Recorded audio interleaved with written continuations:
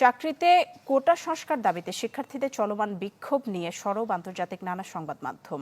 সাধারণ শিক্ষার্থীদের উপর হামলার কঠোর সমালোচনা করেছে ব্রিটিশ মানবাধিকার সংস্থা অ্যামনেস্টি ইন্টারন্যাশনাল। এদিকে সহিংসতার নিন্দা জানিয়ে যুক্তরাষ্ট্র বলছে পরিস্থিতি নিবিড়ভাবে পর্যবেক্ষণ করছে ওয়াশিংটন। কোটা সংস্কারের দাবিতে উত্তাল গোটা দেশ, যার উত্তাপ ছড়িয়েছে বহির্বিশ্বেও।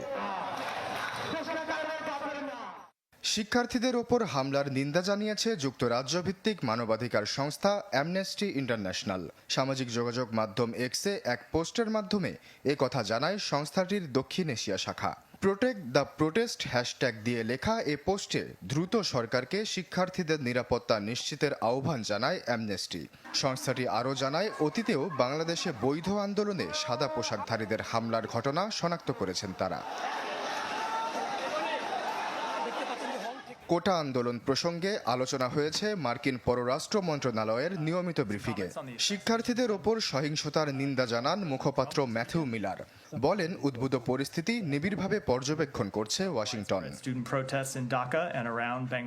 ঢাকা সহ সারা দেশে ছাত্র আন্দোলনের বিষয়ে আমরা সচেতন ও পর্যবেক্ষণ করছি। শতাধিক আহত ও আক্রমণের শিকার হয়েছে। মত প্রকাশের স্বাধীনতা ও শান্তিপূর্ণ সমাবেশ যে কোনো গণতন্ত্রের জন্য অপরিহার্য। আমরা শান্তিপূর্ণ সমাবেশে হামলার নিন্দা জানাই। সহিংসতায় যারা ক্ষতিগ্রস্ত হয়েছে তাদের প্রতি সহানুভূতি প্রকাশ করছি। শতাধিক শিক্ষার্থী আহতের দাবি করে প্রতিবেদন প্রকাশ করেছে কাতার ভিত্তিক সংবাদ মাধ্যম আল জাজিরা। হামলার জন্য ক্ষমতাসীন দলের ছাত্র সংগঠনকে দায়ী করেন তারা। ভারতীয় সংবাদ মাধ্যম টাইমস অফ ইন্ডিয়া এবং এনডিটিভির প্রতিবেদনেও উঠে এসেছে একই তথ্য। বার্তা সংস্থা রয়টার্স গুরুত্ব দিয়ে প্রকাশ করেছে বাংলাদেশে কোটা সংস্কার আন্দোলনের খবর। একে প্রধানমন্ত্রী শেখ হাসিনার চতুর্থ মেয়াদে ক্ষমতা নেয়ার পর প্রথম ও সবচেয়ে বড় বিক্ষোভের তকমা দিয়েছে সংবাদ মাধ্যমটি।